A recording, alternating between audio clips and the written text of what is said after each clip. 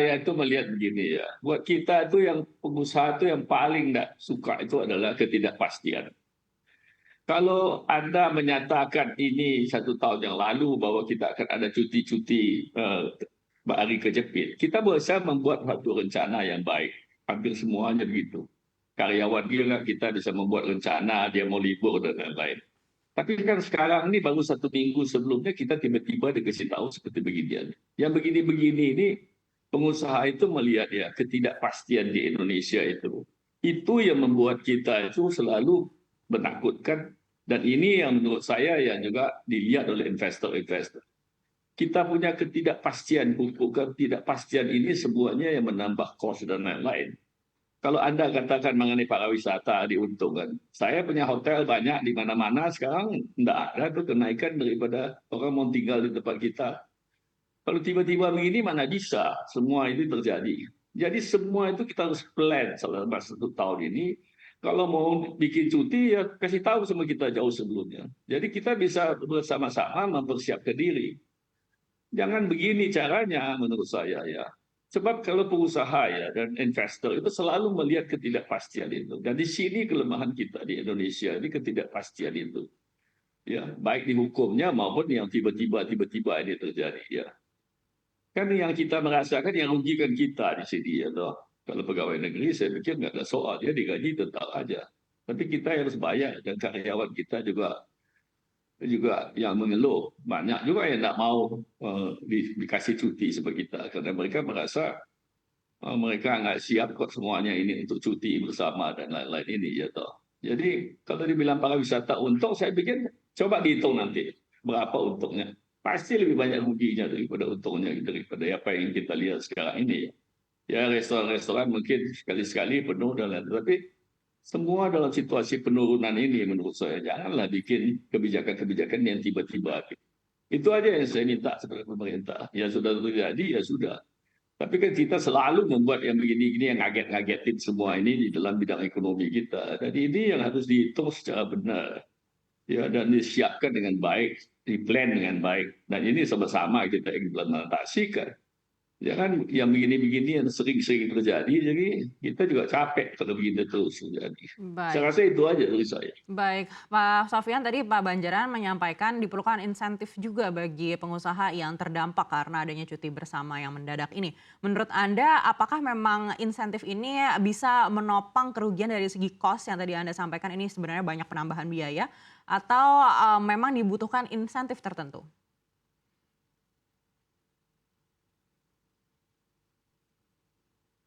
Maksudnya saya ditanya atau Pak Banjar ini yang ditanya? Pak Sofyan tentunya. Oh, saya pikir begini ya, kita sekarang ini baru baru bisa lah di pabrik kita tiba-tiba semuanya apa yang kita harus lakukan. Tentu kita sebagian besar terus terang aja kalau di pabrik saya ya yang ada 15.000 buruhnya itu semua nak mau cuti, semua mau kerja. Ya, sebab kita bilang kalau you cuti silakan aja, tapi ini harus dipotong dari cuti 1 tahunan you kan ini kan menurut keputusan daripada kita. Ya, jadi sebagian besar mereka nggak mau cuti. Yang mau cuti kita bilang oke silakan cuti, tapi tentu dipotong dari cuti tahunan mereka.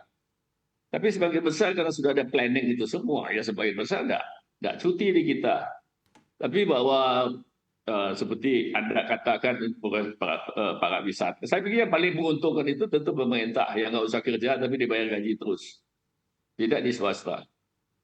Ya kan bahwa setelah itu kita yang menjadi korban daripada itu karena ya nanti kita tidak bisa dengan perbankan kita harus pikirkan sekarang apa yang kita harus lakukan untuk jaga cash flow kita harus izin kita harus sekarang kita mesti minta supaya pada saat pemerintah cuti itu 5 hari itu kita semua izin-izin sudah ada untuk ekspor kita dan macam-macam izin lah Anda tahu sendiri lah sebab kalau pemerintah yang tutup kan kita sebagian besar harus siapkan sebelumnya. Jadi kalau disiap semua itu dilakukan secara matang ya.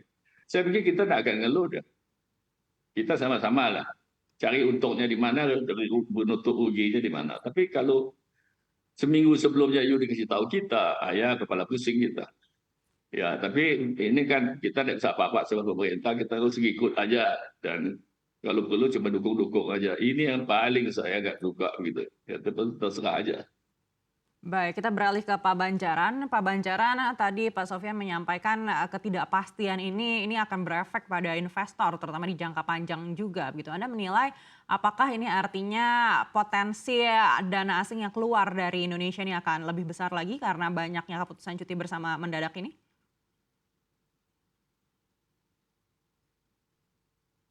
Saya rasa untuk konteks sekarang, kalau asing ini kan misalnya asing kepemilikan surat berharga nasional itu sekitar 15%.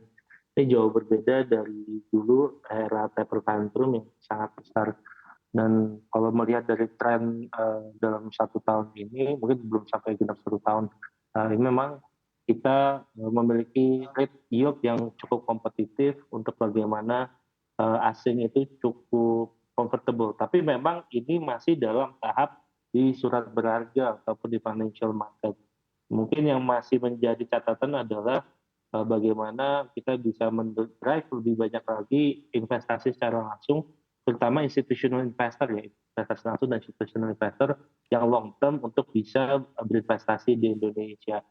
Kalau dalam kerangka ini saya rasa yang lebih krusial itu kalau di kasus Indonesia adalah kepastian hukum, yang berikutnya adalah masalah yang berkaitan dengan kepemilikan, rekognisi terhadap kepemilikan aset mereka, apakah persentase kepemilikannya bisa lebih dari berapa persen. Hal-hal seperti itu kan sebenarnya diakomodasi di Omnibus Law untuk bagaimana dalam jangka menengah panjang ini